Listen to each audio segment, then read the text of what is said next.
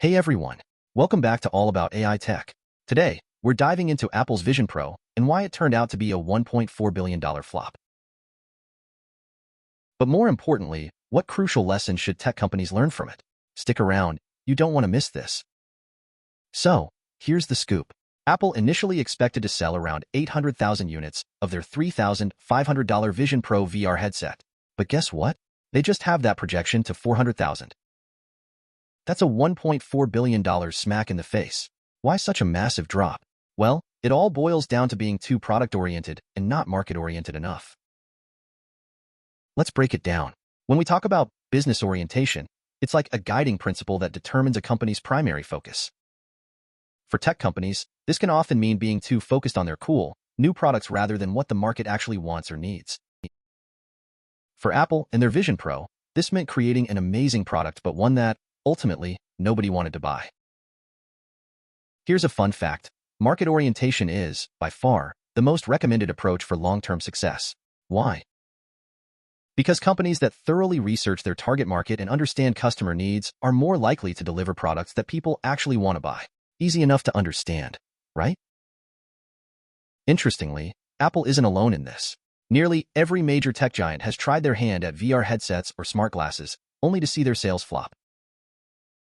Despite the initial hype, the market just isn't there.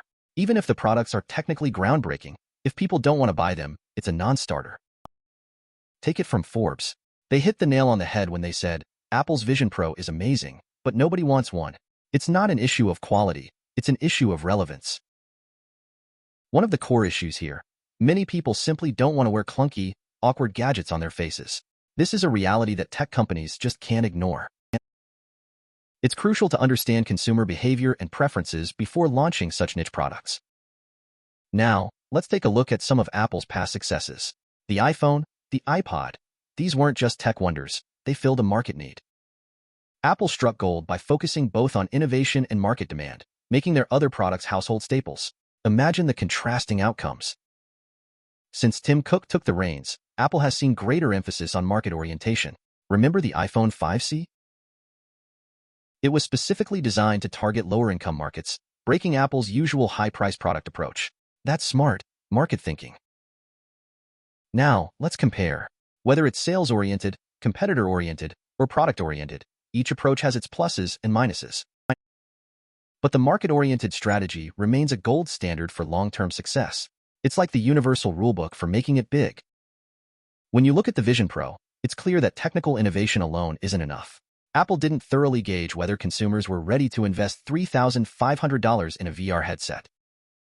Hence, the market fit wasn't quite there. On the flip side, Samsung is learning from these missteps. They're working with Google and Qualcomm to develop their own XR platform. However, recent reports suggest we might not see their rival to the Vision Pro until possibly 2025. Talk about taking your time to get it right. Rick Osterloh himself, Google's senior VP, is on board, teasing this upcoming XR platform. They're focusing on integrating it seamlessly with other Galaxy products and leveraging Google's Gemini AI to ensure they overcome Apple's pitfall of market orientation. So folks, there's a valuable lesson in all of this. Focus on your market. Even the biggest giants like Apple can trip up if they lose sight of what their customers truly want. It's not just about dazzling with tech.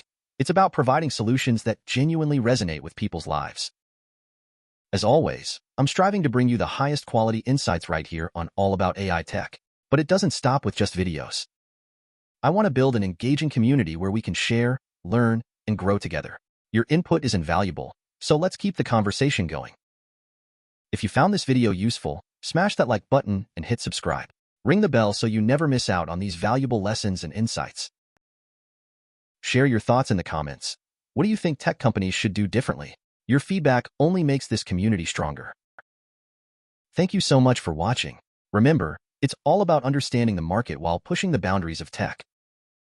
Stay curious, stay informed, and until next time, keep exploring the fascinating world of AI and tech with me. Bye for now. You see, folks, there's a reason why platforms like Instagram and TikTok are booming. They get what users want. Market orientation in tech works the same way. Understand your audience deeply and tailor your products to meet their heartbeat. That is what drives success. Imagine warehouses filled with unsold VR headsets. That's the harsh reality for many tech companies. They develop products with cutting-edge technology, but missed the mark on consumer interest. It's not just about being advanced, it's about being relevant. Think back to the iPhone and iPad. Apple nailed it because they innovated with purpose. They listened, they learned, and then they delivered exactly what the market craved. It's the perfect blend of need and novelty.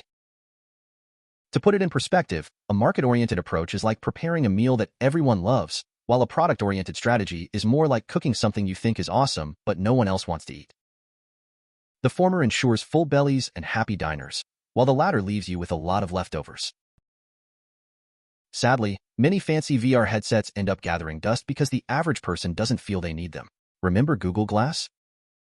Groundbreaking, yes, but it didn't become a must-have gadget because Google didn't focus enough on why people would actually want to use it daily. When you cater to your market, you generate buzz that sustains itself. Word of mouth from satisfied users can be more powerful than any advertising campaign. Tech enthusiasts know this well and are always discussing products that actually meet their needs. Let's talk about customer satisfaction.